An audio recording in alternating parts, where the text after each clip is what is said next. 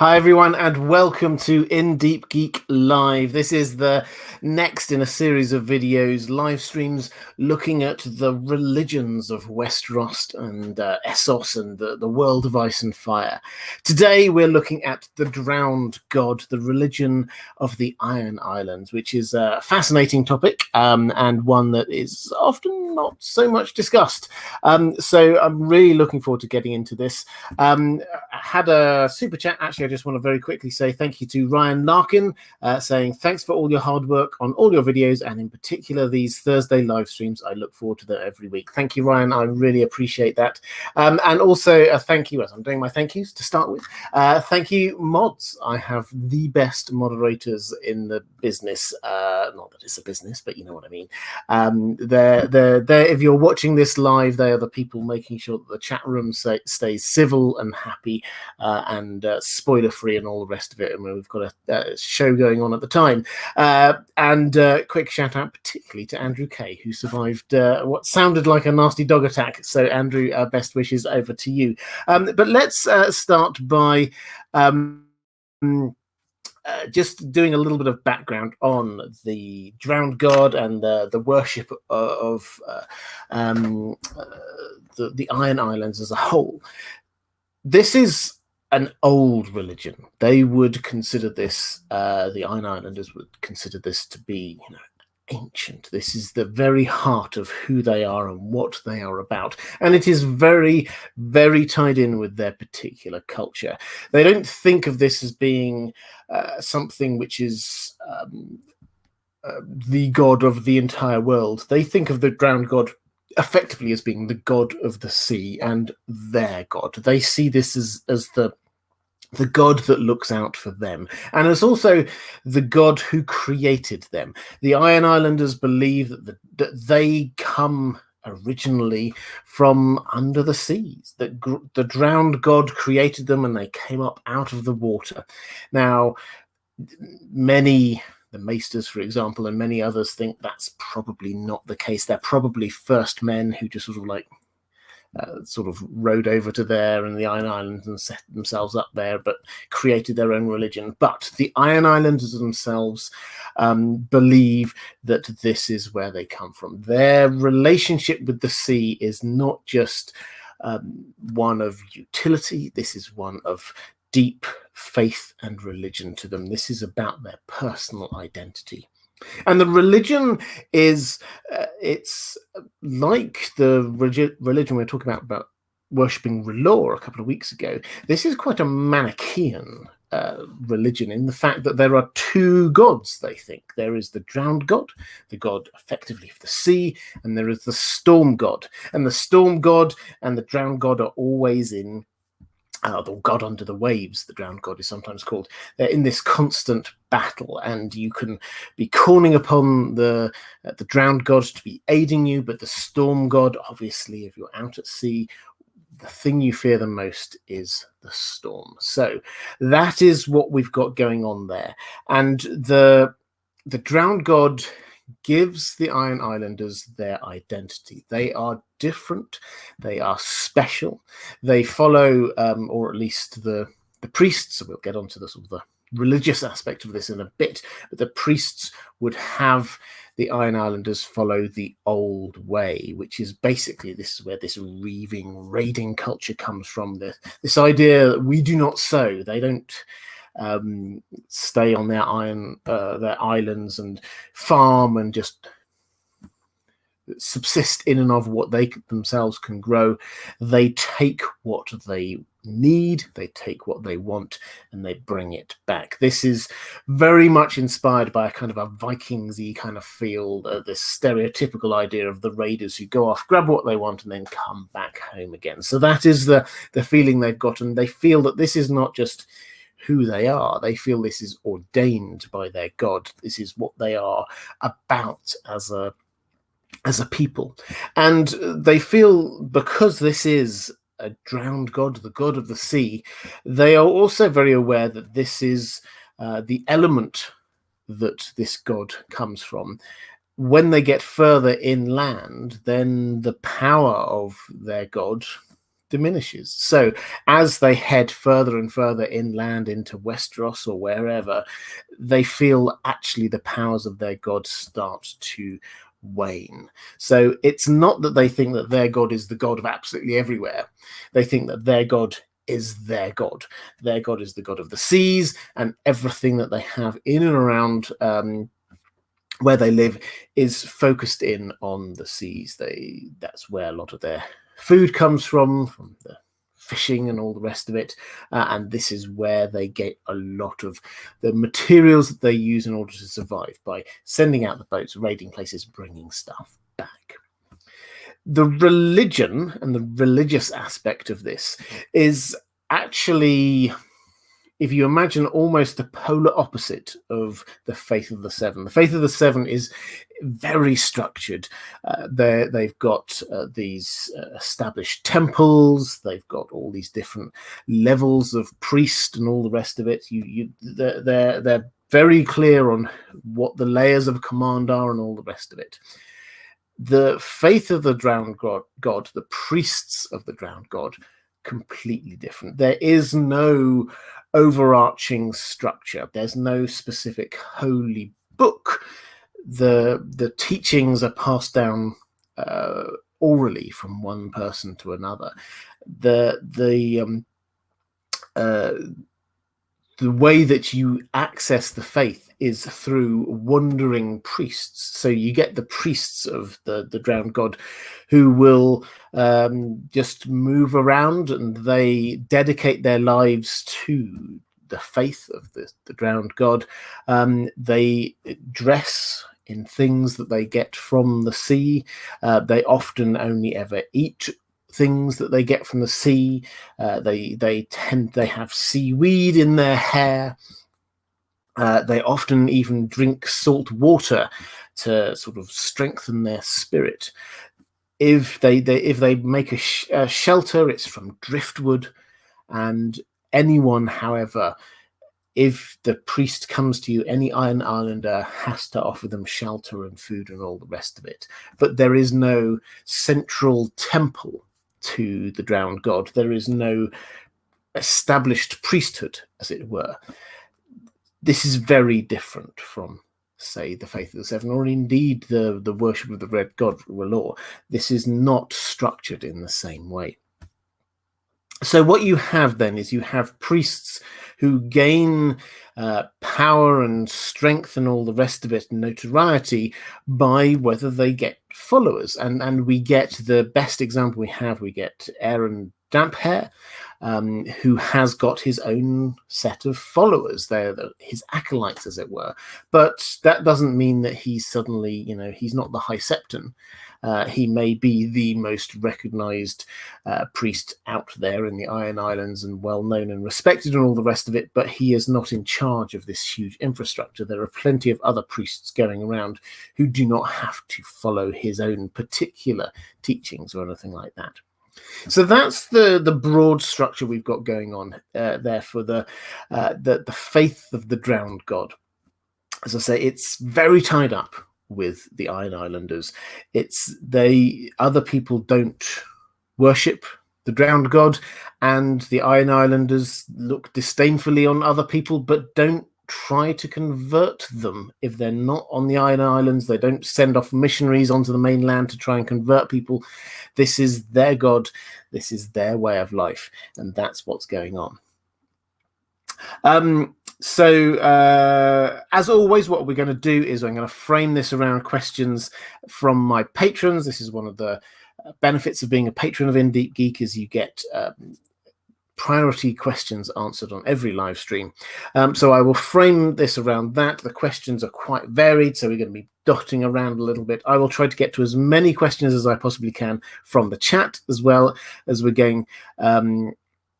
Canix 1971, just as I'm talking about the chat, saying, I read the book several times before I realized it wasn't Damphair, but Damphair. Yeah, I'm exactly the same. When I first read it, I read it in my mind as Damphair, and I think a few of my earlier videos, I said that until somebody in the comments said, it's Damphair.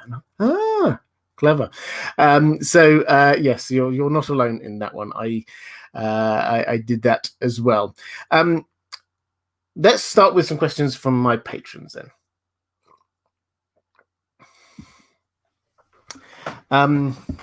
Bride of Fire saying, "Hi Robert, do you think Patchface is getting his visions from a drowned god entity like Melisandre does with R'hllor? Could that be why Melisandre thinks him dangerous?" So I have got coming up, hopefully tomorrow, a video, a conversation that I did with Amanda, the Disputed Lands, Crowfood's daughter. She goes by a number of different names, but she's always excellent, about Patchface, because Patchface is a fascinating character, one that I get asked about a lot, and I know that she's got lots of thoughts on him. She's been studying him quite a lot, and so that conversation, it's an hour or more's conversation. I will be releasing that hopefully tomorrow. So we're going to be getting into a lot of that there. But the short answer is that I personally, Amanda has got slightly different views, as you'll see when you see the video. I personally do not think that Patchface is a particular drowned god acolyte, representative, avatar, anything like that. This is completely different part of the world. This is nothing to do with Iron Islands. The drowned god is very much just an Iron Islands thing. So personally, I do not see that what Patchface, whatever is going on with Patchface, is anything to do with the drowned god. Now, the sort of the bigger picture, you're talking about whether Melisandre gets things from R'hllor. For me, I take a step back from all of this and say, well, she definitely thinks she gets these things from R'hllor. We know that she sees visions in the fire. We do not know where they come from. George R. R. Martin's been very clear. We're not going to see the gods in action. We're not going to see them. And so it's just left to the interpretation of the individual whether or not this is a god doing something. She is clearly magical, but whether or not that means that her particular understanding of where the source of that magic is from is correct is a completely different matter. Patchface, for those who don't know Patchface, he's a book-only character. He was a fool who was brought over from Essos, from Volantis, and he drowned. This was quite a few years ago. He drowned, and he was on his way to Storm's End, and he drowned just off of Storm's End. There's a whole backstory to what was going on there. He was the only person, however, who survived the shipwreck, and he sort of washes up on the shore. Everyone thinks he's dead. He's been down there 3 days, and then suddenly he sits up, coughs out water, and he's alive. But people swear that he was actually dead. He was cold, he was clammy to the touch, not breathing, and then suddenly he seems to come back. So what's going on there? And he changes completely. That experience changes him completely. And when we meet him, he is close to Shireen Baratheon. He's the sort of the court fool. He comes out with these rhymes that it appears that almost no one around him seems to think these rhymes mean anything. They're just sort of background noise to them. But when you stop and you actually read into them, they seem to be quite prophetic. So this is why a lot of people are trying to say, well, what's going on with Patchface? Is he... did he come back from the dead? If so, he suddenly got magical powers. Where's that come from? And people logically go, this must be from the drowned god. And I completely understand that. But I still hold to my thought that this is not... yes, there are similarities, but this is not necessarily the drowned god, because this isn't Iron Islands related. Now, whatever it was that brought him back, and I think that we're not going to know. George R. R. Martin's not going to give us a definitive answer on that. He is not actually going to, I suspect, have many people, if anyone, at any point during this story, actually believe what he's talking about, or understand that he's talking these prophetic words. So it's almost as if George R. R. Martin has created this character who people ignore, who quite deliberately seems to be somebody who understands and knows stuff, but because he is a fool, they are just not paying attention to him. However, they do pay attention to someone like Melisandre, who, although she has got the magic, she may not always be interpreting it correctly. So I think that is the main point of what's going on with Patchface. And I personally wouldn't get too drawn into which god he's therefore potentially linked in with. Smurfies, thank you so much. Very generous super chat saying, been watching your content since pretty much when you first started your Game of Thrones videos. So thank you. Well, that is a long time ago now. What religion did the first men have before the old gods and before Westeros? What they believed in or who they worshipped? That's a really good question. We're not told specifically about the religion that they had. All we're told is that they came across and then they converted over to the worship of the old gods. So we know it wasn't the worship of the old gods. I wish I could give you a bigger and stronger answer to this, but we simply have not been given the information there. It's by implication, it's something that comes from Essos. It would have to be something that is very, very ancient. I think that we can probably assume that it wasn't something like the faith of the Andals, which turned into the faith of the Seven, because there is the first men seem to have converted en masse, but there seems to be no collective memory that, oh yes, now we're going back to our old religion of the faith of the Seven. So it pretty clearly doesn't seem to be that. My best guess, if I had to guess, is that it was probably quite a sort of a humanistic, not specifically any of the religions that we have got right now. George R. R. Martin is very clear, no, he's not very clear, but he deliberately kind of muddies a lot of the older religions. So we hear about the gods of old Valyria, but we're never really told what their religion was. So he's got quite a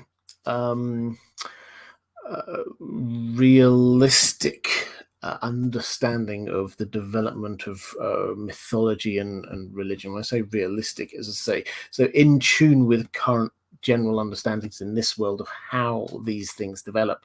And as a result, the older the religion is, the more they tend to be focused in on nature and the world around you, rather than some kind of higher deity. So it's more the anthropomorphization of the things around you, like, for example, the drowned god, because the sea is the important thing, and therefore the sea god becomes very real. So that is the kind of the feel of the ancient gods, rather than the newer gods, might be like the faith of the Seven or something like that, when there is a something that is clearly a god but is not connected in some way to the world around you as is.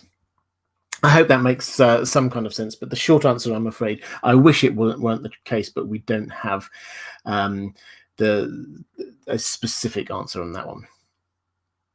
Mara Lee, hi there, saying just love appreciation for all the fabulous content and stories on both channels. You're the best, and love, sending love to Dan. Dan, that's my dog, Dan. So thank you, Mara. I hugely appreciate that. Thank you very much. You know how much I appreciate all of your support, both here and on the Well Told Tale, my other channel, and also a super sticker. Thank you, Mara. I really do appreciate that.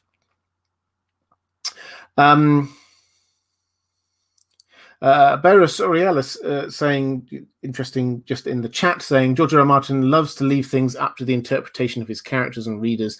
Having a mysterious box left unopened to debate what may be inside is more satisfying than being told the answer. I agree completely with that. That's something he excels at. Zakalok over on Patreon saying, "Hello, Robert.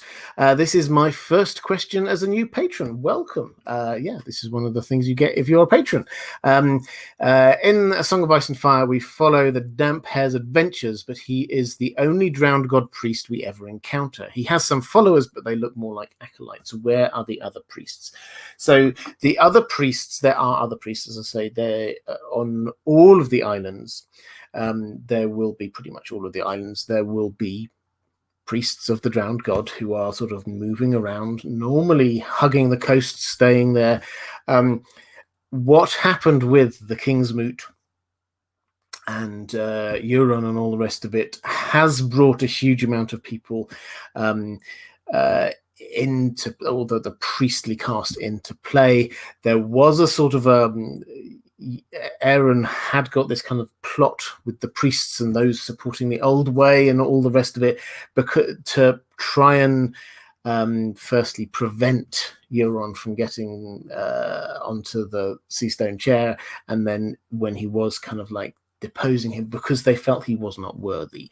Aeron also has his personal grudge against Euron, but the seastone chair is it's not for ever to be sat on by a woman or an ungodly man, apparently.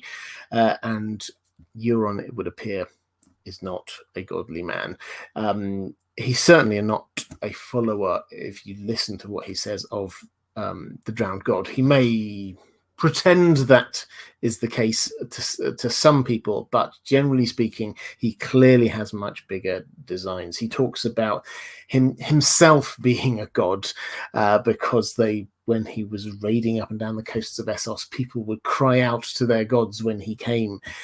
This was I wouldn't say the start of his descent into clear insanity, but he was clearly a good part of the way through this. He does not see himself as being part of the drowned god religion, and the priests recognize this, and the priests do not want that. So there are definitely some priests there who are not wanting him to be on the throne.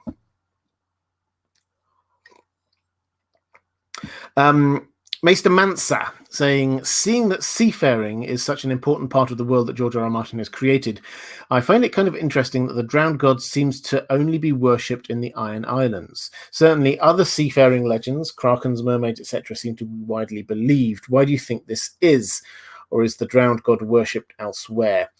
Also, do you think there's a connection between gods and whites?" Well, I'll pick up on that second thing in a moment. So the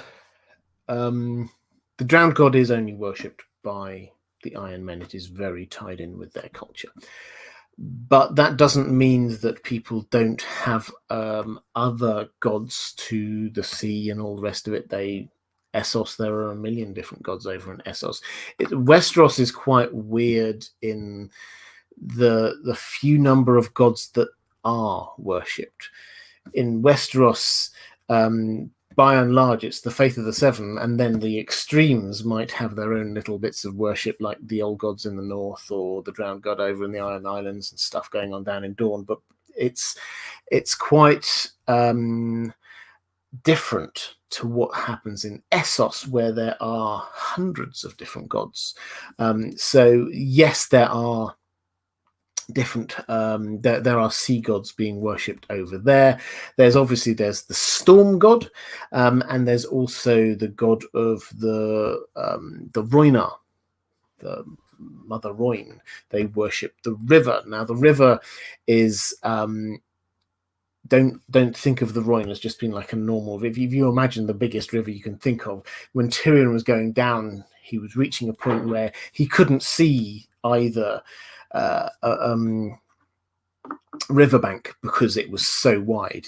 This is a huge river. It's close to being like the sea. So water itself, the lifeblood of a culture, is worshipped in other places. It's Westeros that's the odd place that doesn't have lots of different gods.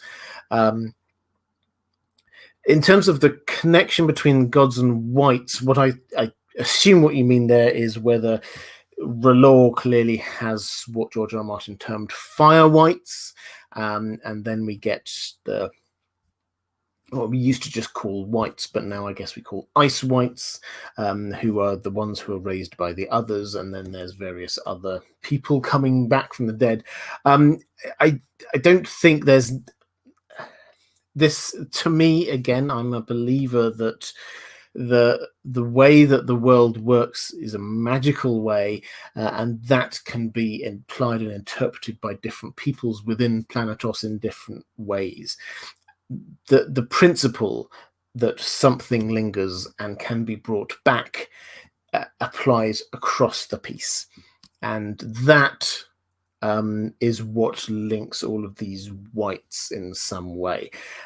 Now, you can do that through fire magic, you could do that through water magic, you could do that through sort of science, effectively, and that is what is the link. It's not the gods per se. It's the these are just labels we put on something, but it's the same principle that applies across the piece. Alison Rankin, thank you so much, saying, no question, this is my first live, but I love watching the streams back while I sew. Currently embroidering a poop emoji for a friend. Wow, thank you so much. I love knowing what people do while they listen to me and watch my videos. I had never imagined people embroidering a poop emoji, so thank you very much for that one. Zakalok saying, do you think George R. R. Martin got inspired from the Vikings for creating the Ironborn? Sea people who plunder the coasts on fast ships, and especially regarding their religion. Indeed, the Vikings believed that if they fell on the battlefield and get chosen, they will feast in Valhalla with Valkyries all around them. Ironborn seem to have the same system, but with the watery hall of the drowned god and sirens. Yes, waited on by mermaids was one of the things that they say. If somebody dies when they shouldn't in the sea, then they get, the drowned god needs more strong oarsmen, they would say. Yes, George R. R. Martin clearly was thinking about, I think clearly was thinking about the Vikings as a sort of a model, the stereotypical Viking. This is the raiders, the reavers, who would go off and attack coastal lands elsewhere, take what they want, and then go back home again. So that was very much the inspiration for that. So whereas they might believe, as you say, in Valhalla, the Ironborn, because, as I say, this is very cultural specific. This is all about them and who they are, where they live, and they believe that this is therefore what is waiting for them if they die at sea, in battle, things like that. They will go to the watery halls and they will be there with the drowned god and all of the good things. So yes, this is almost a mirror for what the Vikings are there and what they believed. Adam Selgarit saying, no questions, just wanted to say thank you for the amazing content. Oh, thank you so much. Keep up the good work. Thank you. I really appreciate that. That's very kind. Diego Godoy saying, hola, Robert. Hola. Presumably, when and if Euron was contacted by Bloodraven to be a mentee of his, he would have been a drowned god follower. When Bran is contacted by Bloodraven, he is an old god's follower. Does this mean that Bloodraven, aka the Weirwood Network, does not care about the religion followed by the future three-eyed crow? Did Bloodraven worship the faith of the Seven while he was in King's Landing? Thanks. Well, in terms of whether Bloodraven worshipped the faith of the Seven in King's Landing, we're not told. That I think the implication is probably about as much as most of the other Targaryens did, which is not a lot. He probably paid some lip service to it, but that wasn't really. He wasn't a religious person. He was a magical person, but he wasn't necessarily a religious person. In terms of the bigger question, though, for those who don't know, with the Euron being contacted by Bloodraven thing, this is one of those connecting the dots things that we do with things that Euron said, and he talks about having dreams about I dreamed I could fly, and then there's lots of imagery connections between him and Bloodraven. One eye, he's got this crow sigil, everything, and he seems to be almost the antithesis of Bran, in that he has the shade of the evening tree potion that he is drinking. Bran has the weirwood paste. Shade of the evening weirwood trees seem to be almost polar opposite. Everything seems to imply that when Euron was younger, Bloodraven got in contact with him through his dreams, in the same way that he did with Bran. And let's not forget with Bran that in his dream there were plenty of people. The implication of his dream was that there are plenty of people who the three-eyed raven, the three-eyed crow came to and said, you have to fly, and then they couldn't. Flying is the metaphor for magic. And Euron clearly has now accessed magic. He is magical in and of himself. He is able to use magic in the same way that Bran is. Does this mean that the Bloodraven, the Weirwood Network, don't really care who they worship? This new three-eyed crow worships. Well, yes, I think that's probably true.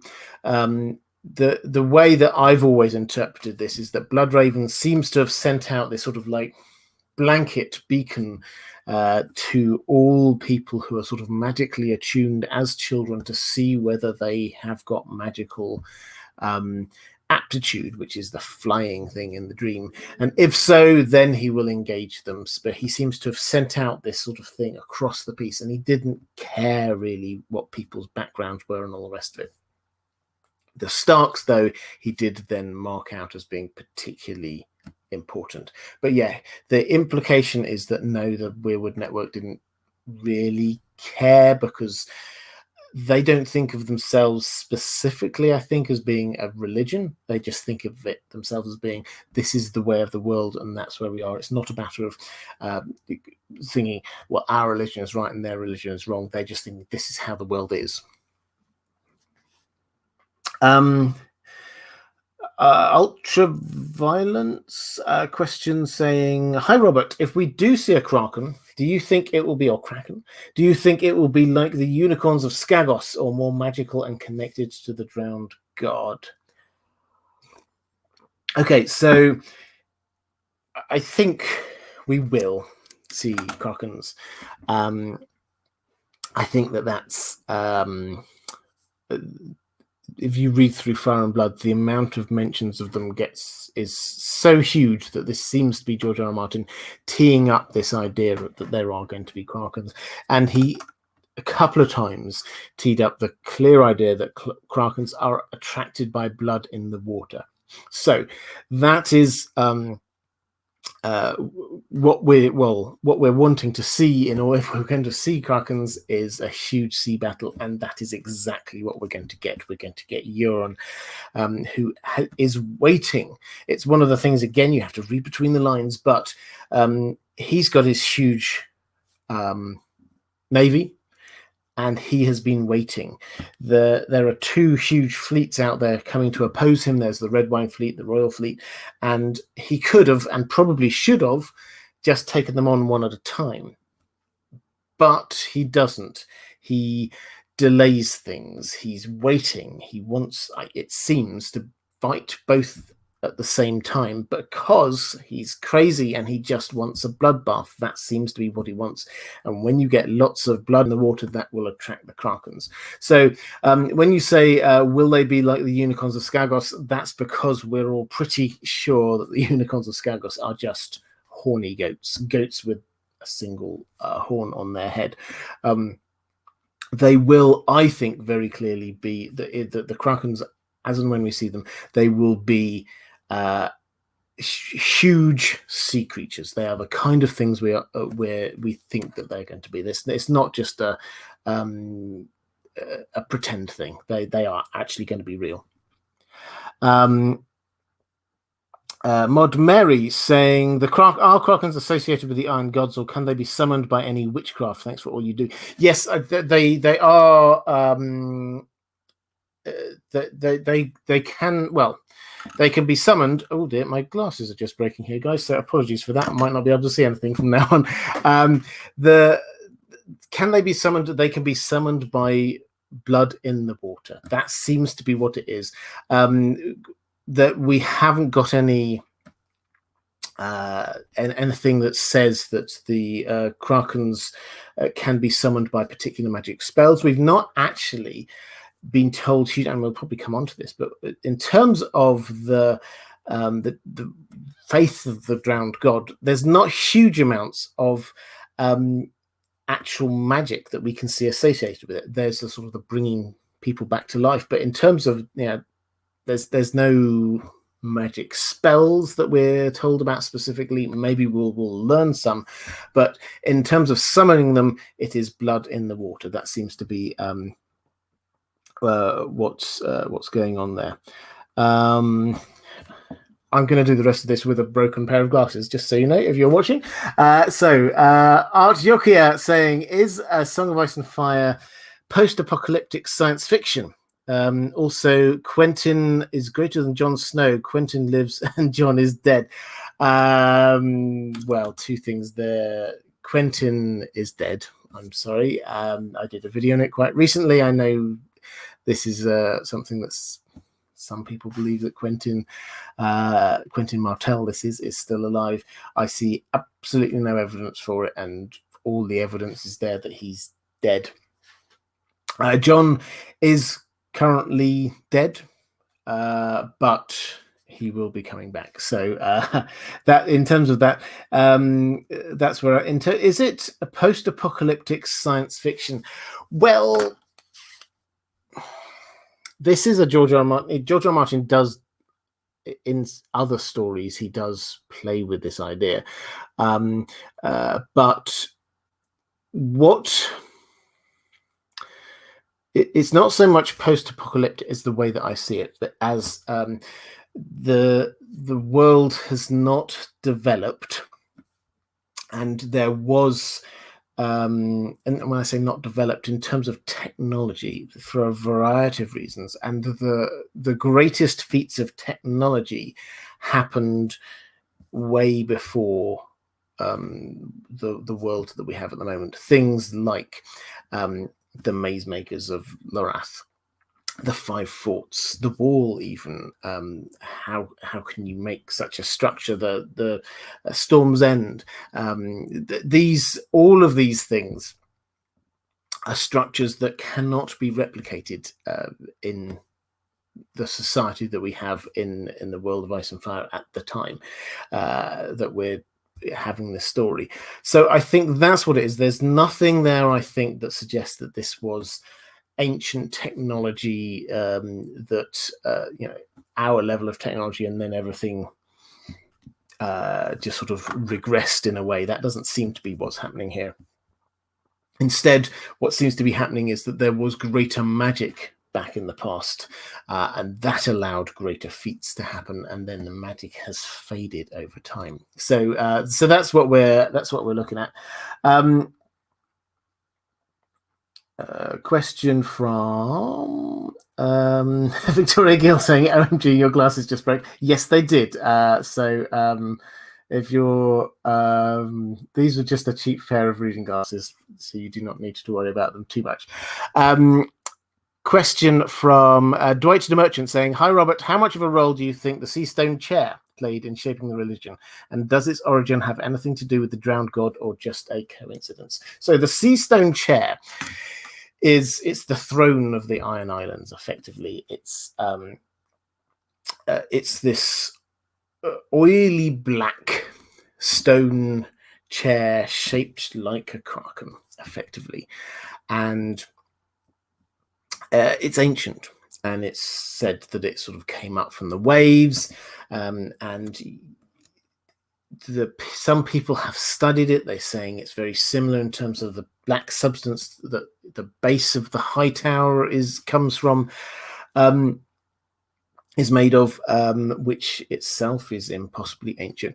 There does appear to be, and one day I will get around, I say this every time the subject comes up, but one day I will get around to looking at all of these black stone substances there are across the Westeros and Essos, because there's quite a few of them that all seem to be relatively significant. As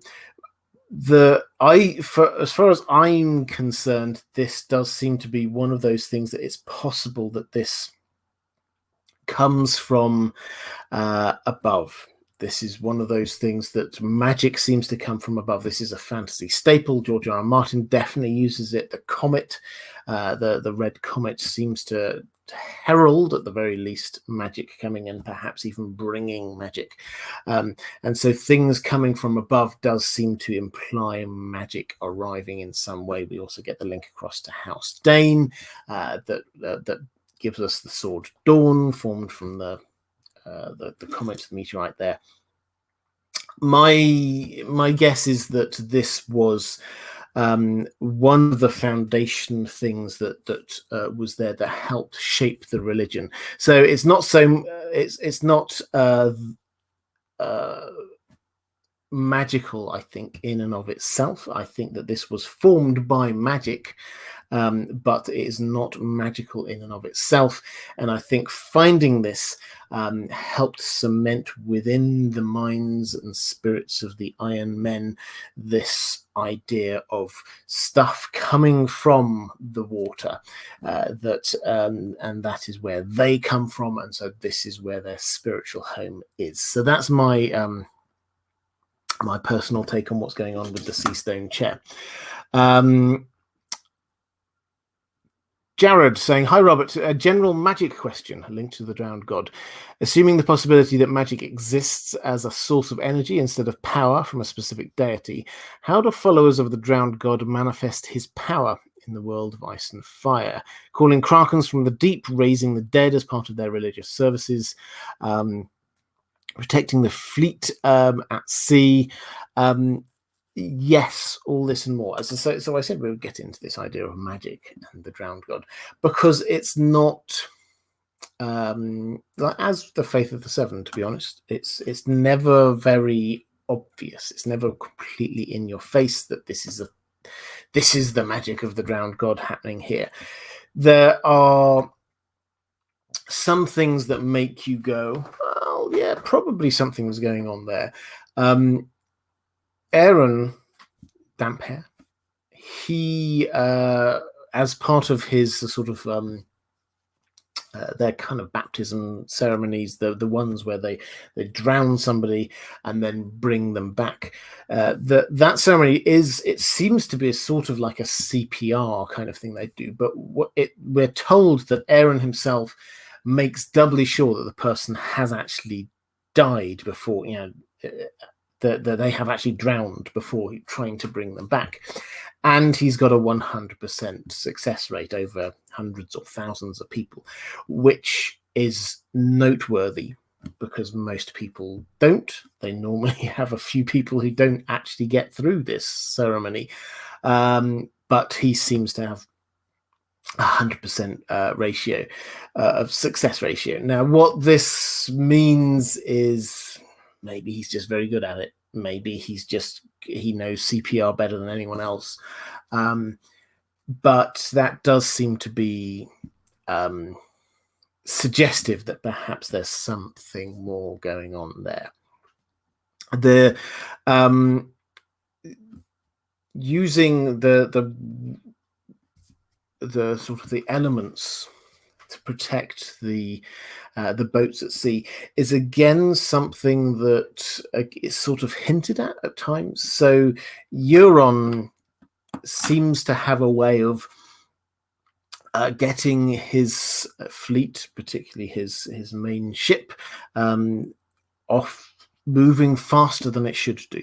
He seems to have a way of controlling the weather storms, the weather, to be able to prevent other fleets from coming sort of traveling as fast as they might like.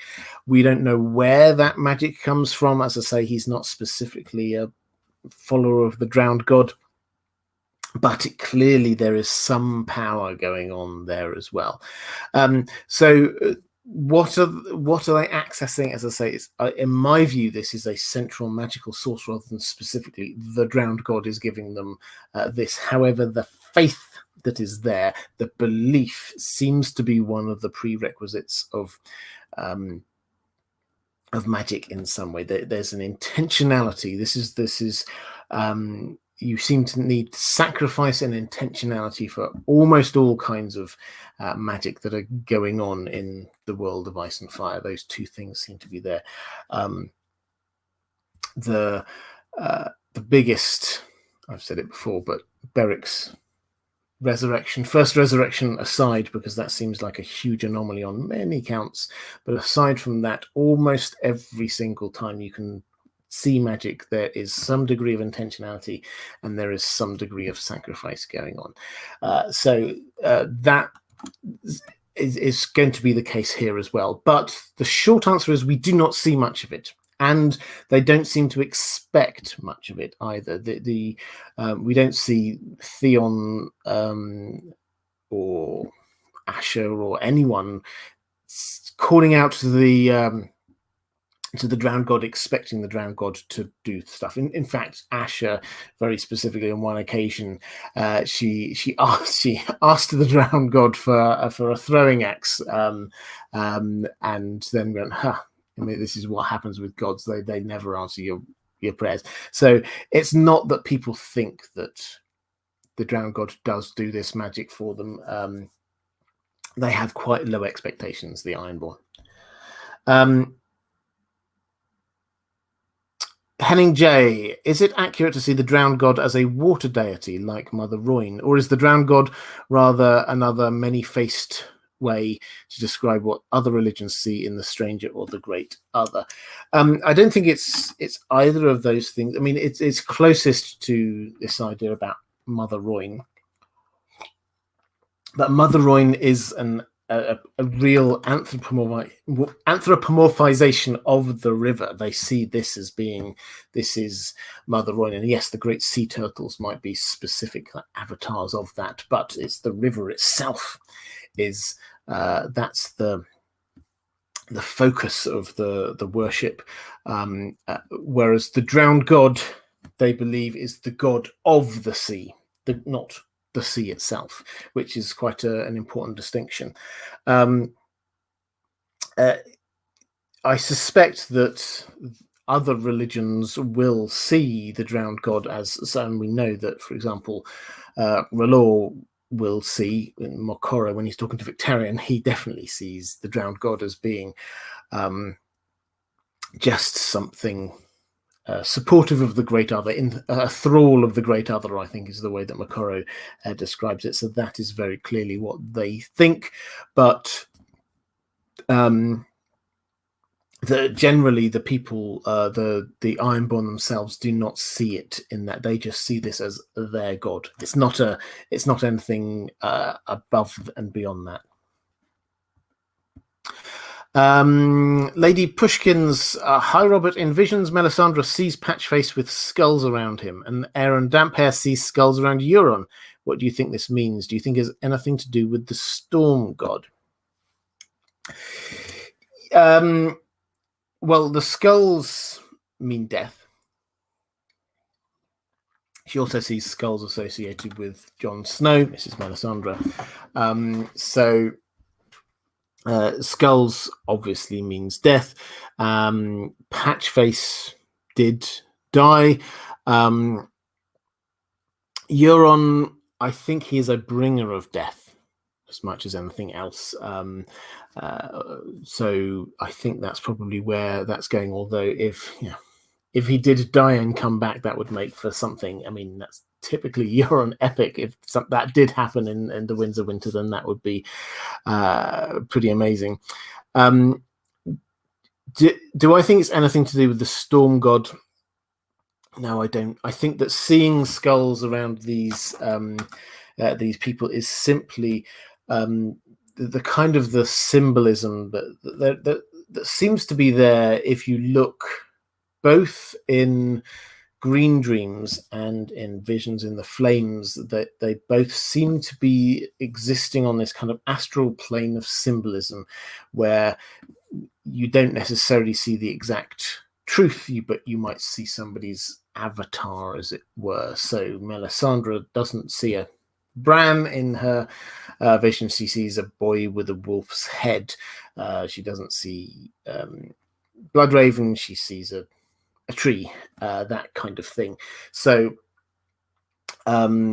similarly, when you get Jojen, he has this vision of Bran when he's first looking as a winged wolf that's been chained, and he has to try and figure out what this means. So this is symbolism that we're working with. So the skulls clearly is just about death, and that seems pretty universal. What's going on there?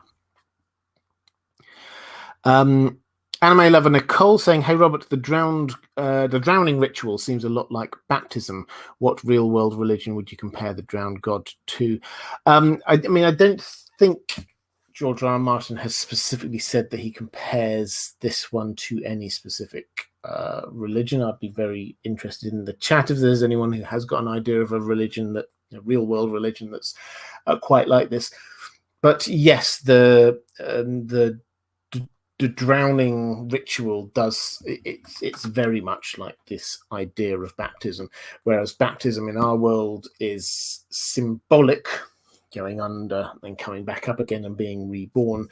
For the Ironborn, it's quite literal. So you're taken under there, and the idea is that you are drowned and then you are brought back to life. So it's like the baptism idea, but it's harsher, it's stronger, it's more gritty and real, I guess. That's where we're at. Jake G saying, "My question is on the Damp Hair's fate. From the pre-release chapters, excellent Patreon content for the. Thank you very much. For those who don't know, that I recorded all of the pre-release chapters from the Winds of Winter. I've done audio recordings exclusively for my patrons, so you can get access to them from my Patreon. Link down in the description. From them, we know that the Damp Hair is having a pretty rough time of it these days, courtesy of Euron. Do you see his god saving him, or is the priest doomed to die at his brother's hands? I feel that being a POV character, the Damp Hair still has a big role to play in the story. Thanks for all you do." Yeah, so we've got a chapter called The Forsaken, which is from his perspective, Aeron Damphair's perspective, which is a pre-release chapter from the Winds of Winter. And this is all about the build-up to Euron's big sea battle. And he is about to be strapped to the front of a ship, which is going to be going into battle. Not just him, but all these other captives that Euron's got. He's got some wizards, he's got some other priests, he's got the mother of his unborn child, all the things that perhaps you think are somehow magical. It's like he's creating this huge cauldron of magic. You've got magic users, he is the king of the Iron Islands, and so his unborn child has got king's blood, and so you could be making a sacrifice of that. He knows that Aeron Damphair is going to be calling out to the drowned god, doing whatever magic he can possibly summon. Everything he is trying to create as much magic, clashing magic, as he possibly can in this one battle. That's what he's trying to do. What is Aeron's fate? Well, I personally suspect he will survive for 2 or 3 chapters. I did when I did my video on how big will the Winds of Winter be. I tried to map this out as best I could. But with Aeron, he at the moment is as a POV character, he is our way of seeing what Euron is up to. So that is the reason why we have this POV character. And it's really important to understand that this is what George R. R. Martin does, is he introduces POV characters to show us bits of the story that we otherwise wouldn't be able to see. So Barristan is introduced as a POV character because otherwise we wouldn't know what was going on in Meereen while Dany was away. The need for him as a POV character will then be hugely reduced when Dany comes back, when Tyrion comes onto the scene. So perhaps we shouldn't expect as many Barristan chapters coming up. Aeron, I suspect, probably will survive that battle because we will then need to see what Euron is up to. The only other person in that part of the world at the moment is Sam, and Sam is in Old Town, and we will almost certainly at some point see Euron attacking Sam, and it's possible we will just sort of see that without any precursor. We'll just get that going on and see it from Sam's perspective. But I suspect we will see Aeron with at least another couple of chapters covering what he does afterwards. I think that he's probably going to team up with Cersei. This is Euron, so we need to be able to see that kind of decision-making process. And if George R. R. Martin is not introducing another POV character, we're not going to see a POV chapter from Euron's perspective. It would be just too crazy to see inside his mind.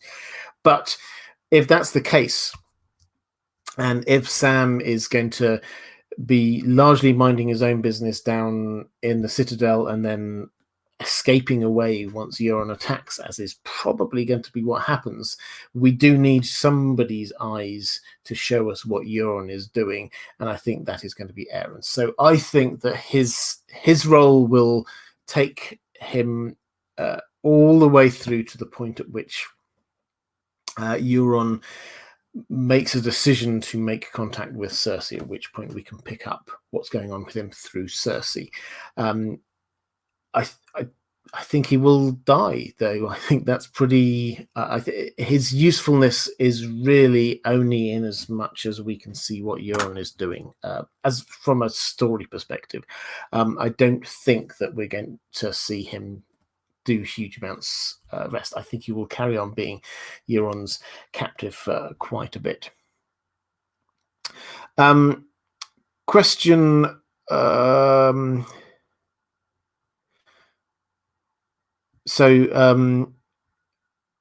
Actually, just to end off what Jake was saying, do you see his god saving him, or is the priest doomed to die at his brother's hands? I don't think we're going to see that his god specifically saving him, but I think that he will survive.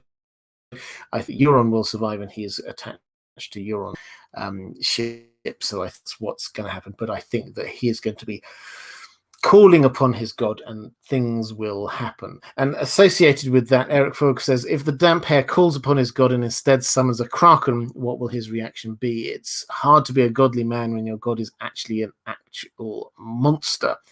In light of the terrible things Euron did to Aeron as a child, is there any possibility of Aeron becoming Euron's high priest? It seems like being a fanatic for one religion can translate to other religions. Well, so I think that Krakens will appear. I think that if they do, Aeron will not interpret them as being his god, but he will probably interpret them as being sent by his god. So in order to, I don't know, whatever, protect the Ironborn, mete out his justice, whatever it is. So it's entirely possible that if they come up and then they start chomping down on Euron's enemies, and Euron survives and maybe through his magic seems to be able to control them, then yes, perhaps it's possible that Aeron may come round to Euron's side. But personally, I think that the enmity between the two of them is so deep, it goes right back to childhood here, that I don't think that aeron is going to come onto Euron's side at all. I can't see that happening. I can see him seeing the Krakens do their thing and perhaps despairing that they do not do what he wants them to do. But no, I don't think we're going to see him coming over to Euron's side. Question from Lady Eternal, saying, "Good time zone, Robert, and to you. Many of Patchface's songs and rhymes include imagery of a court under the sea, leading to abundant theories in fandom that associating him with the drowned god. However, as none of the characters that have met him have stated a belief that he saw the drowned god, and none of the Ironborn have ever met him, the association is only speculative rather than confirmed canon. Do you think it's possible that any of our Ironborn characters will ever encounter him in the books? Or do you believe Melisandre will kill him before they get the chance? If he does meet any Ironborn, who do you think it will be? And how would it affect their actions if Melisandre killed someone they think is a messenger from their god?" But I don't think they would see him as a messenger from their god, that he's not of the Ironborn. So I don't think that just because he was drowned and came back, that they would think, oh, that means that he's an emissary from the drowned god. He is not anything that the Ironborn would view as being worthy. He's not strong. He's not courageous. He sort of like shuffles along in a kind of strange sideways movement. He doesn't talk in huge amounts of sense all the time. So I don't think they will see him as this kind of strong figure that an emissary from their god probably would be, according to their own belief system. But will anyone meet him? It's possible.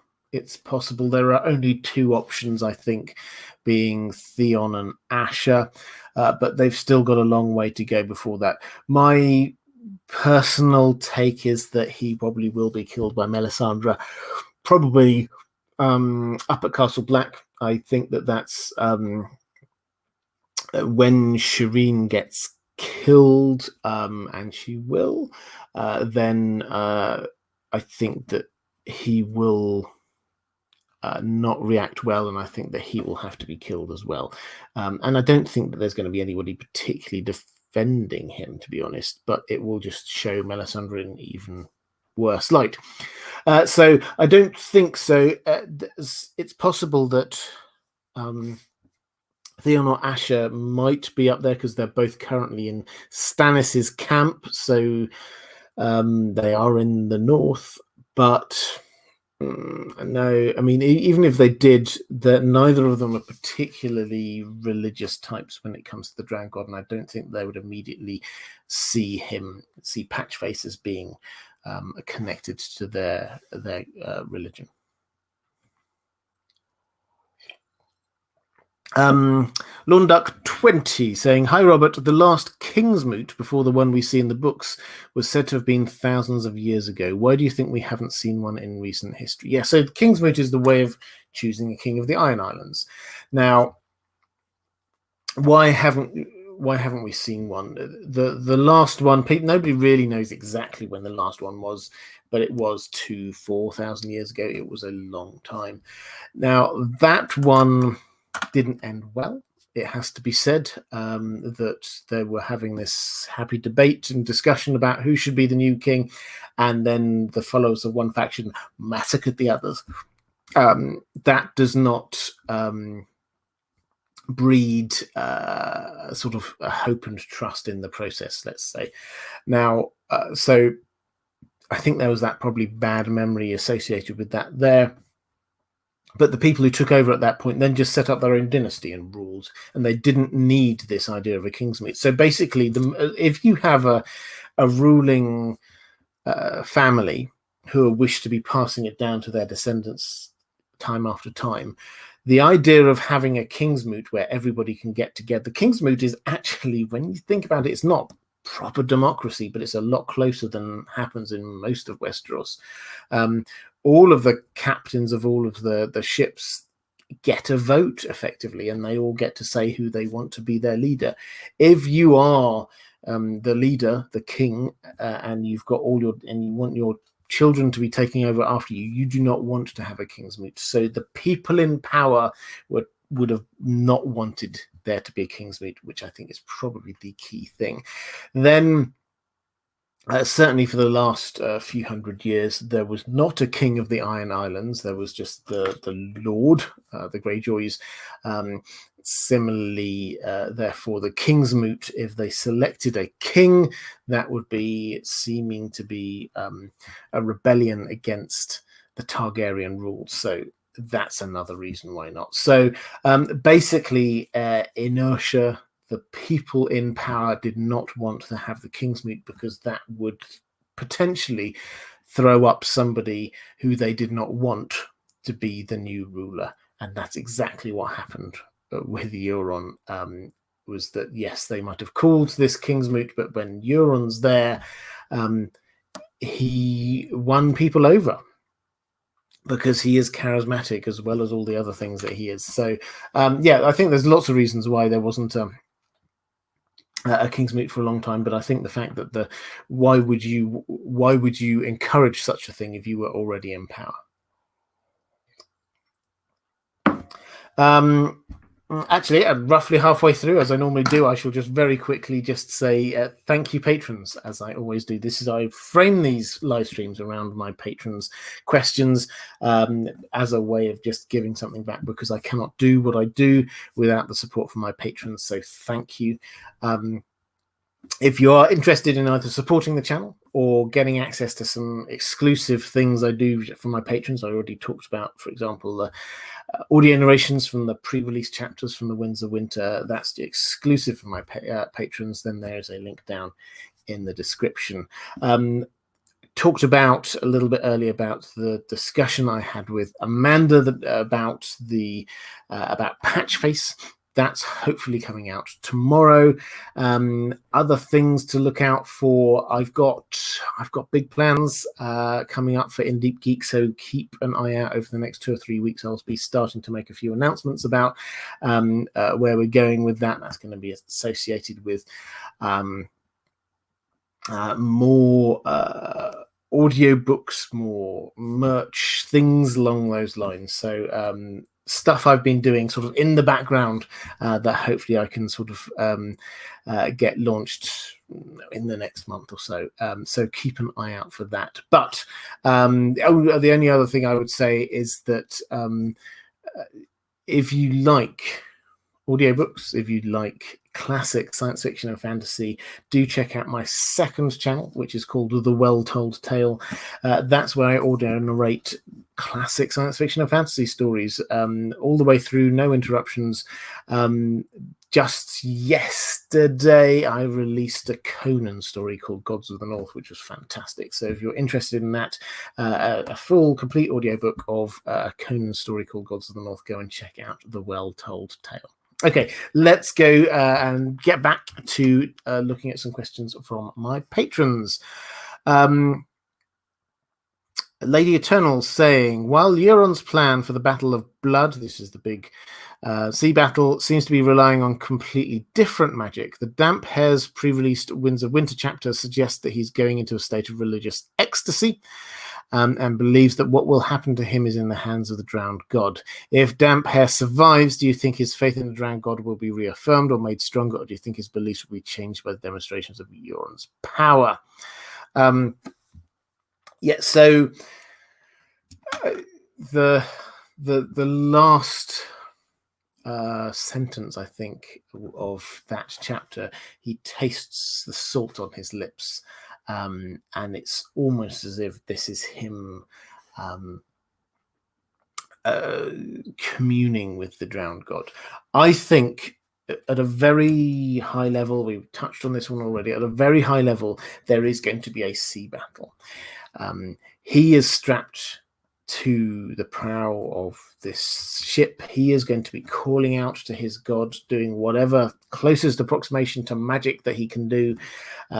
These other magic users are going to be doing similar stuff. There's going to be this mass cocktail of magic going on there. There's going to be sacrifices galore. There's going to be lots of death. There's going to be blood in the water. From Aeron's perspective, he is going to see Krakens come up. When he's been calling out to his god, Krakens coming up from the deep, he will see that this is him calling out for the drowned god, and then the drowned god answering him through Krakens. And I think that is going to strengthen his faith rather than anything else. Yes, I think that he will see Euron's power, but I think that he will just see this as madness. I don't think that he's going to be joining up and believing in Euron in any way, shape, or form. I think that he will see that he is not he's not a, I mean, he already believes this anyway, but he's not a true follower of the drowned god. And so that is going to be a huge barrier to him joining up with Euron. But the biggest thing is that this history that he's got, Euron abused him as a child, and he will not be able to get around to that to actually be on the same side as Euron. Jenny Bird saying, hello, Robert. Do you think there is any connection between the drowned god religion or the seastone chair and some of the other similar mysteries in the No World, such as the deep ones and the oily black stone of the High Tower, the Five Forts, fish-headed god religion of the Thousand Islanders? Do you think we will ever get more information on these ancient mysteries, or were these just nods from George R. R. Martin to Lovecraft as he filled out his world building? They are definitely nods to Lovecraft. The deep ones, this is throwaway mentions from Maesters, the idea that, you know, perhaps all of this religion came from worship of the deep ones, and the deep ones is a Lovecraftian idea that there were these ancient, impossibly powerful beings that existed way before humans did, and they are deep down underground under the waves, and if you wake them, then everything's just going to go to pot. So that is very much a Lovecraftian kind of theme that's there. George R. R. Martin has played with this off in the Far East as well. There's other references to the deep ones. So perhaps there was, all that time ago, there was something there. Is there a link across? I don't think George R. R. Martin is going to draw the link across for us. I don't think we're going to see it, but I think we are expected to note the similarities. We are expected to see oily black stone in various different places and go, that must be a link going on there. I think that at the very least, this is pointing out where ancient things are and have been. And so we see the seastone chair, we see the base of the High Tower, things like that, and we go, right, okay, so that doesn't mean that they're connected, but it does mean that they are both ancient. That the connection is with the peoples who were there at the time, who perhaps were spread over a much wider geographical area than the empires that we have at the moment. So will we get more information on these ancient mysteries? I'm afraid I don't think we will. I think George R. R. Martin is just going to leave it hanging there. The only way I think we could is if he finishes Winds of Winter and then A Dream of Spring and the Duncan Egg stories and Fire and Blood Part 2, and then decides to do another sort of companion piece. I think that's the only way, but given his speed of writing, I think that is quite unlikely. So no, I do not think we're ever going to get a full answer on this one. Julia Erickson saying, hi Robert, it is a recurring theme in the novels that resurrected people lose a bit of themselves. For the characters like Patchface and Aeron Greyjoy who have been resurrected after drowning, it seems like they lost their wit and humour. Before drowning, however, both these characters seem to be very similar to Tyrion. So now I am kind of waiting to see if there's a transformation in Tyrion as well. Do you think that he's already become a bit more serious? And could we see him starting a new purpose in life, doing the right thing, protecting the weak, for example? So this is something, again, I discussing with Amanda, she was drawing out very clearly, I think, that there's a motif that is there that you can trace across these people who have these kind of drowning and then coming back kind of experiences. They share a lot of characteristics, and Patchface obviously was this. As a child, he was a tumbler. He was this very happy-go-lucky character, very funny, and then afterwards he's completely changed. Aeron, we're told that in his younger days, he was very bright and vibrant, and he enjoyed wine, women, and song, life and soul of the party. Tyrion, obviously, but then when Aeron had his drowning experience and came back, he seemed to have been very different afterwards, very serious. Tyrion, also, obviously, he's a tumbler himself, and didn't really come across on the show, but in the books it's made apparent that yes, he's actually got quite a lot of acrobatic skills going on, but he's clearly a lover of wine, women, and song. And then he had his drowning experience in the Sorrows. Now, there is a chapter that George R. Martin wrote. This is one of these things that really frustrates us. He wrote a chapter for Tyrion in the Sorrows that was almost certainly following up that drowning incident.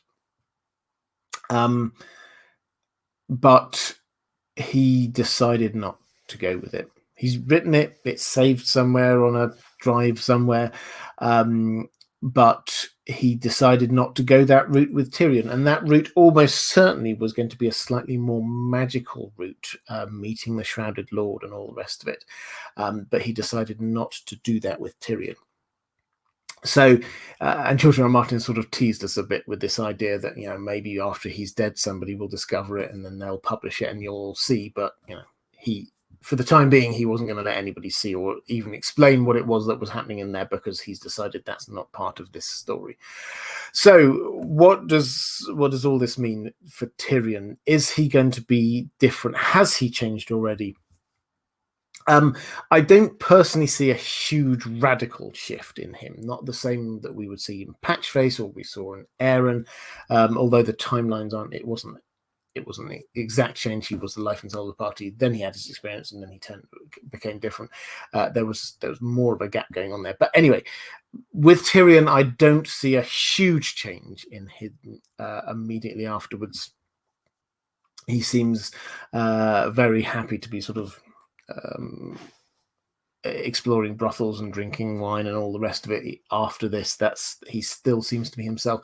Yes, he's seems to be a lot more focused in on where he's going as a person, but that seems to be, as much as anything, a result of the bigger thing that happened to him, which was earlier, which was killing his father and having to run away from Westeros.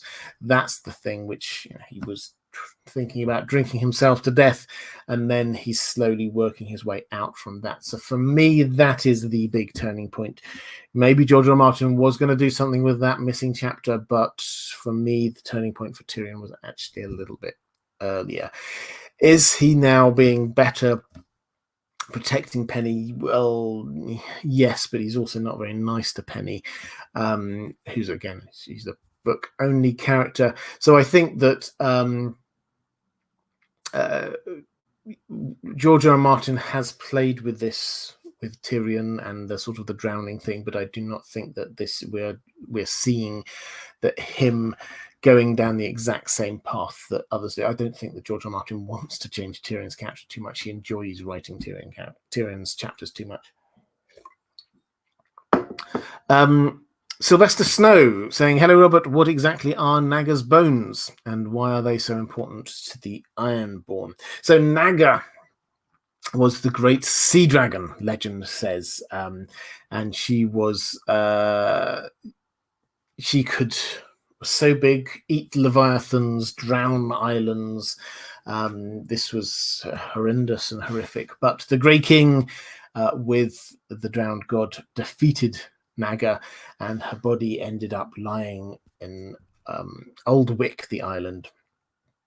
and decaying, so that the only thing that was left was Naga's rib cage, which are these sort of huge tree-like substances, sort of things which are there, which when you look at them, we get a few descriptions of them and all the rest of it, but the idea is that they look a bit like a rib cage of a dragon.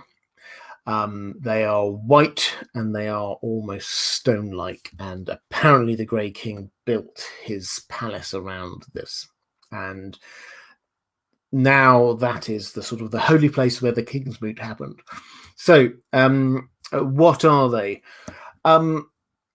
Well, it's entirely possible. We do not know, again, is the short answer, but it's entirely possible that, yes, this was some kind of great sea creature that ended up on an island and just died, and they made up stories around it, and that all that was left was its rib cage. But this rib cage has survived now for thousands of years. I wonder, and I might be very completely barking up the wrong tree. This is as close to tinfoil as you're going to get on this channel, this stream, I think. I wonder whether they were actually weirwood trees. They are white, they are stone-like, and we're told that's what happens to dead weirwood trees. Why might they be dead? Well, perhaps the Iron Islands were once attached to the mainland. The weirwood network appears to be all weirwood trees connected to each other underground. However, they don't seem to be able to connect under huge bodies of water. So perhaps something happened. Maybe the hammer of the waters sundered the Iron Islands away from the mainland, and that meant that the weirwood trees that were on the islands, they died. That would be my bit of tinfoil about what they actually are, is dead weirwood trees. But there is no reason to believe that they are anything other than the rib cage of some huge and ancient monster. That's equally likely, I would say. Either way, they are not. I was going to say they're not plot important. They are spiritually important, but they're not. We're not going to see this as a place where huge amounts of magic specifically happens. This isn't the center of magic for the worship of the drowned god. It is the spiritual home for the worship of the drowned god. But exactly what they are, I think, we're not going to be told, and I think that it's into the realms of speculation. Mara Lee saying, in your last live stream, you talked about Lady Stoneheart's body being dragged out of the water by Nymeria, and having overtones of the Ironborn's faith of the drowned god. What other characters do you see having the same or similar overtones of this religion? Well, yeah, I did. So George R. R. Martin deliberately seems to be muddying the waters, pun intended, in the Riverlands about all of the different religions. And I think the more I think about it, the more deliberate I think this is on his part. What I was talking about last time was you get Lady Stoneheart, who is a follower of the Faith of the Seven, is dragged out of the water by Nymeria, who is a representative of the old gods, being a direwolf, is then brought back to life by Beric Dondarrion through a rite of the god of R'hllor. Beric Dondarrion himself is also, his imagery is all over the place. When we first see him, he's sat in a weirwood throne,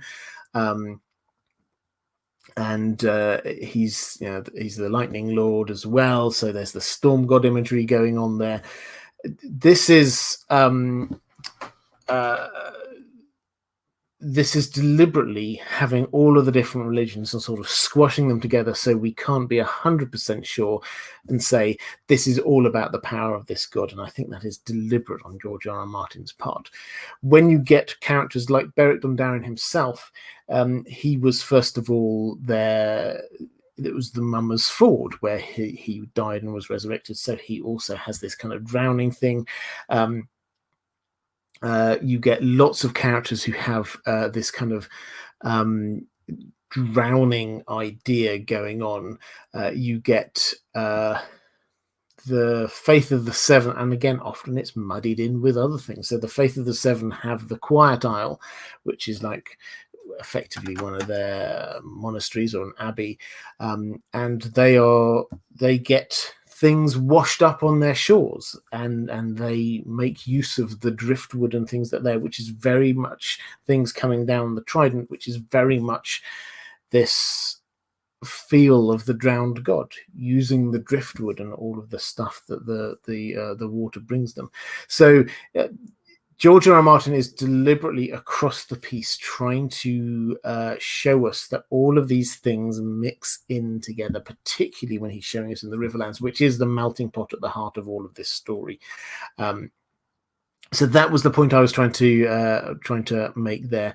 We also get lots of other characters, like, for example, we talked a little bit about last time also about Davos. When he drowns, he calls out to the mother, and he's rescued. And is that the mother, as in the Faith of the Seven? But then also he has this kind of drowning and coming back after being drowned kind of idea, which is very much like the drowned god. And the whole area was covered in fire, which is very much like R'hllor. So again, these things all get mixed up, and I think this is George R. R. Martin trying to show us that this isn't just about one religion and one god being right, but lots of different things operating in the same sphere. Mara also asks, I think you mentioned in your last live stream that you and Amanda are talking about Patchface.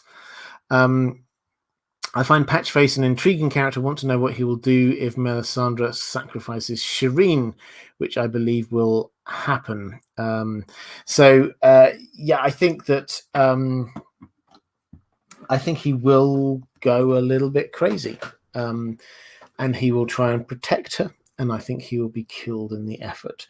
And I think it's going to be just tragic and seemingly pointless. George R. R. Martin does this sometimes. I think that the idea that he is this kind of Cassandra figure who actually has got great knowledge of the future and what's going on in the world, but nobody pays him any attention. I think that is just underlined by all that by his ending. I think that it's not going to be. He's not going to suddenly say something and everyone turns around and go, "Wow, you're amazing! I just realized you're talking prophecy all this time." That's not what's going to happen. I think that he's going to die an ignominious death. He's not a fighter. He's not got any particular powers in that way. So I think he'll just get swatted aside by whoever it is who's supporting this.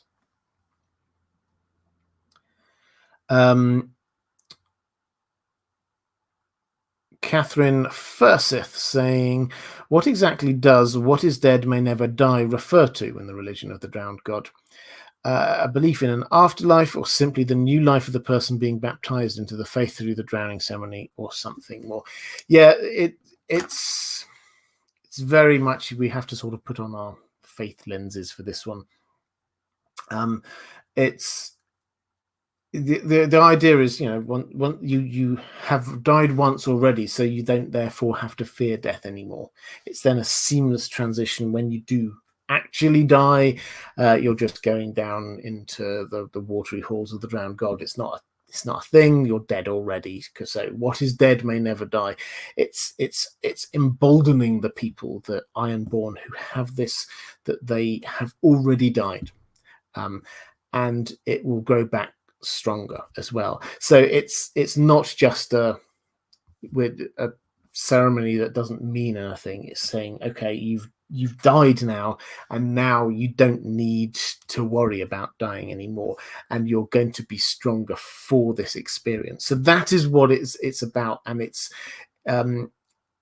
about helping encourage the Ironborn, but it's also got this sort of extra spiritual level that from that point on you are of not just of the Ironborn, but you are of the drowned god, because you have drowned and you are therefore part of him and his kingdom, and therefore you are embodying him, and then it's at some point you will just rejoin him back under the waves. Mara Lee saying, can you go over the importance of the kingsmoot and the role it will play in the last 2 books, especially having to do with both Asher and Theon's claim to the throne if anything ever happens to Euron? So the kingsmoot is important because it means that Euron is a legitimate king. And yes, he's crazy, and yes, he's evil, and yes, he's all of the things that Euron is, but there is no doubt that they followed the rules. He persuaded the captains of the Iron Islands that he should be made the king, and he was made king. He is the rightful king of the Iron Islands by their own rules and laws, which I think is important, because we shouldn't be seeing him as just being this kind of imposter who shouldn't be, who's pretending to be king. Someone like Cersei, for example, if she goes down the same route in the books as she did on the show and proclaim herself queen, that's a lot more tenuous. Why should she be queen? What's by whose right is it? It's just by the right of being there and having an army. That would be her only a real claim to it. So that's the first thing. The kingsmoot's important because it shows that Euron actually is the king. I think we're then not going to have a kingsmoot for a long time. We might see one at the very end just to tie off the Iron Island stories, because if Euron does go too far, then you could get someone like Asher or Theon who could have another kingsmoot, and they could say, and the people who have abandoned Euron could then elect them the rightful king, and then you would have contended kingship. I've long had this idea that I don't know whether it will be the case, but I would love it to be the case that at the end of it all, Asher and Theon rule the Iron Islands together. Her perhaps having lost her tongue, and him therefore being the spokesperson for her. He's not going to be the king, because he realizes that's not him, that's not his role, but he can be the mouthpiece for the rightful monarch. So I like that idea, and I think that they would have to do that through some sort of a kingsmoot,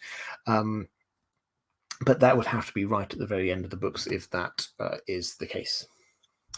Eric Fogg saying, how do you pass out how much of the antisocial tendencies of the Ironborn, raping, pillaging, enslavement, antisocial, is a product of the Ironborn culture itself, as opposed to being a product of worshipping the drowned god? In other words, does the religion condemn, condone, or promote the violence and destruction that seems to define the Iron Islands? It seems like the less crazy Ironborn, like Roderick the Reader, are more connected to septons and continental Westeros, although a lot of that may be based on trade. Yeah, so again, I think this is that they're connected. That what it is to be Ironborn is connected completely to the worship of the drowned god, and this almost justifies and adds an extra layer to what they do. This isn't just a thing that they, should we go off and take some stuff because we want to? No, this is what they are. This is who they are. This is what this is what defines them as a culture heading off, and so that is what it is. And so the things they sort of they work together, the culture and the faith work together in order to push the Ironborn on to be doing that kind of stuff. So I don't think it's a product of worshipping the drowned god so much as the drowned god, the worship of the drowned god embodies what they are and why they do it.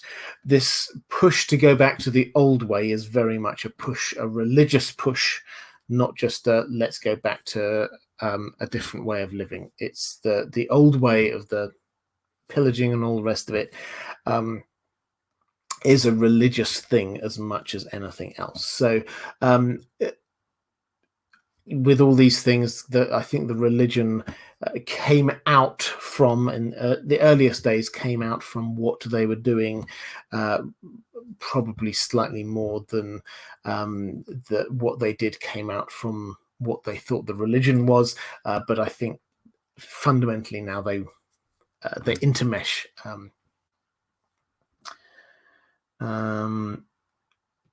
Question. I'm reaching the end of my questions from my patrons, so now's a good time to get some more questions dropping into the chat.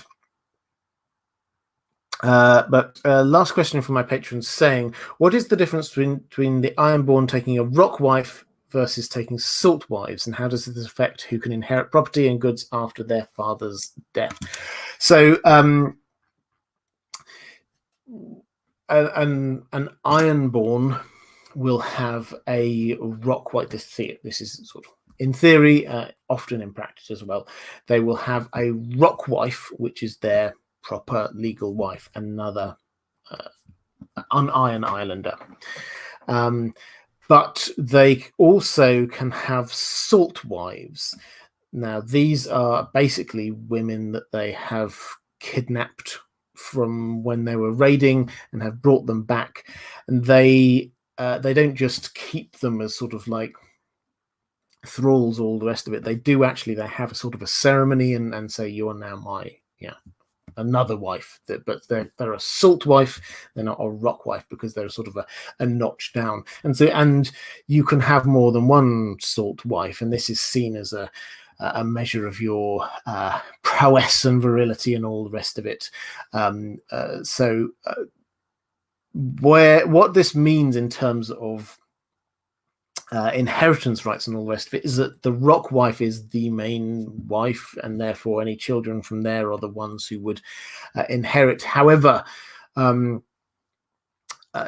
if they don't have any children, then maybe the salt wife's children might inherit. That's because it is a legal position. It's not just like having a in the majority of Westeros, if you have bastard children, then they have to be specifically legitimized in order to be sort of brought back in to lines of inheritance. But here, if you are the child of a salt wife, then you do actually have a sort of a semi-legal position as well.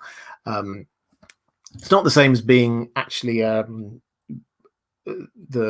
of an born within the rock, born of the rock wife. It's less a position, but it is a recognized position nonetheless.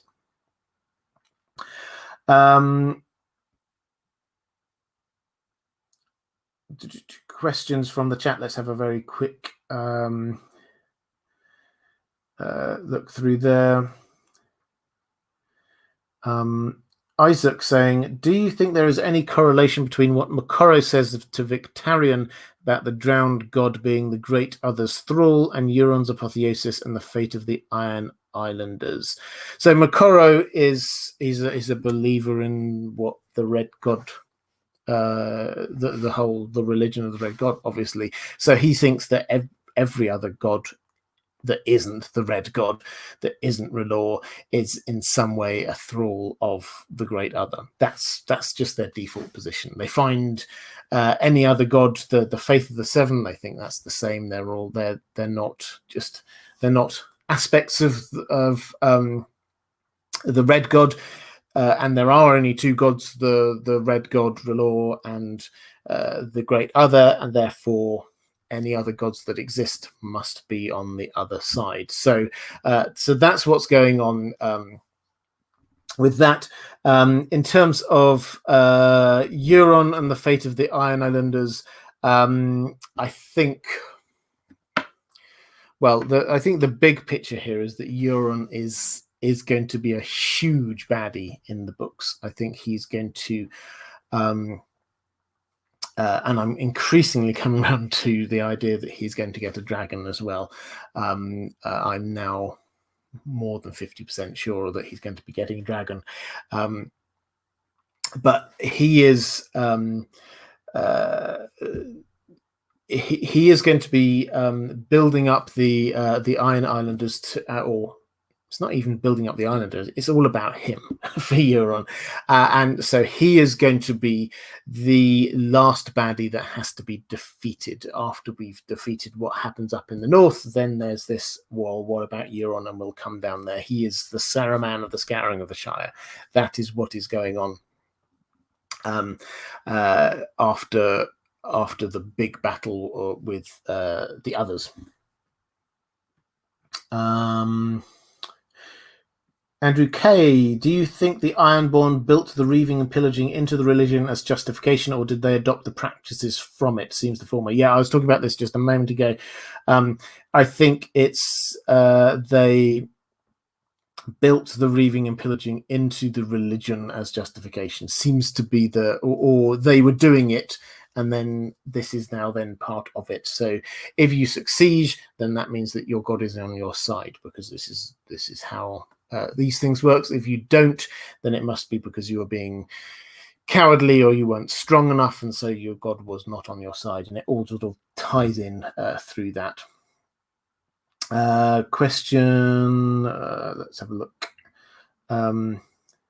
Julius Downing saying, is Euron an embodiment of the drowned god? No, I didn't think so. I think that he is he's just being himself, and he's taking all of the magic. In anything, he's an anti, as I say, he's an anti-Bran. He's the shade of the evening is his sort of drug of choice, which is opposite to the weirwood paste.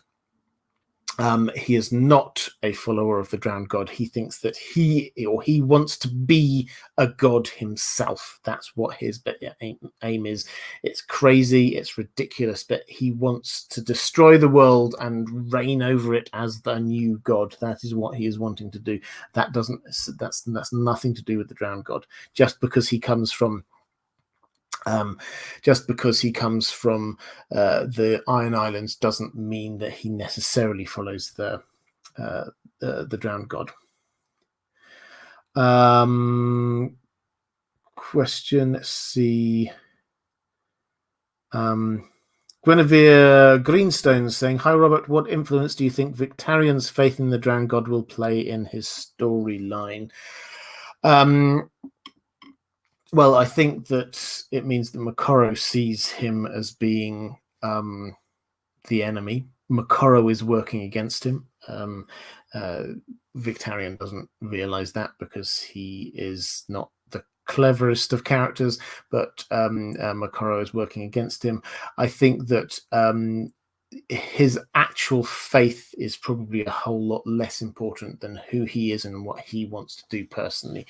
It's bound up in all of it because he thinks he just goes off and grabs what he wants, and so he thinks that he's just going to go off and grab some dragons and grab Daenerys and then head home. That seems to be what he thinks is going to happen, and that is obviously informed by his faith and his upbringing and all the rest of it, but beyond that, I don't think that that's going to play a huge part.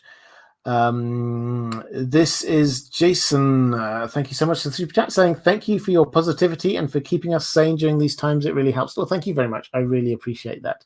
I think with that, guys, I am going to start pulling this one to a close. If you enjoy these videos, these live streams, then there will be a link appearing afterwards somewhere up around here if you are interested in supporting the channel, getting access to some of the things I do for my patrons, like those recordings from the pre-release chapters on the Winds of Winter. There will be a link appearing somewhere around here. Okay, I will be back again this time next week looking at another god. I'm not entirely sure where we go. We might go to the Voinar, maybe. Haven't decided yet, but I will let you know. But take care. Thank you so much for the questions. I thought it was a really interesting subject. Take care, everyone, and I'll see you again soon.